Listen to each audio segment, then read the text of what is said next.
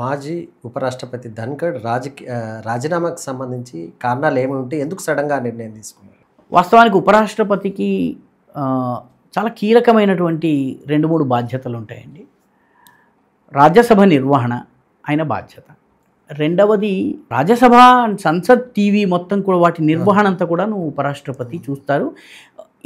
ఈ 2 పవర్ఫుల్ సాధనాలు ఉపరాష్ట్రపతి చేతిలో ఉంటాయి. జగదీప్ ధన్కర్ తీసుకున్నటువంటి కొన్ని నిర్ణయాల విషయంలో అభిప్రాయ భేదాలు ఉన్నాయి. ఒకటి చాలా స్పష్టంగా అందరికీ కనపడుతున్నది, చాలా పత్రికల్లో వచ్చింది ఏంటంటే, జస్టిస్ యశ్వంత్ వర్మ అభిశంసన తీర్మానానికి సంబంధించి లోకసభలో 100 మంది ఎంపీల సంతకాలు తీసుకుని స్పీకర్కి ఇవ్వడానికి వెళ్లే ముందే ఆయన రాజ్యసభలో అనుకున్న దానికి విరుద్ధంగా తెలిసి కూడా విపక్షాలు ఇచ్చినటువంటి తీసుకున్నారు. పైగా విపక్షాలు యశ్వంత్ వర్మతో పాటు మధ్యప్రదేశ్ కోర్టుకి చెందినటువంటి హైకోర్టుకి చెందినటువంటి సత్యనారాయణ యాదవ్ అనేటటువంటి జడ్జిని కూడా అభిశంసించాలని అన్నారు.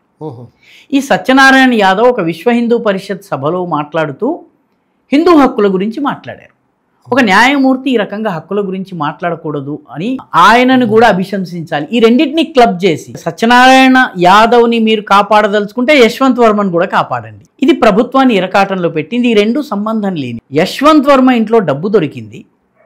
ఆ డబ్బు దొరకటముని సుప్రీంకోర్టు తప్పుపట్టి ఆయనను రాజీనామా చేయమంది. ఆయన రాజీనామా చేయనన్నారు.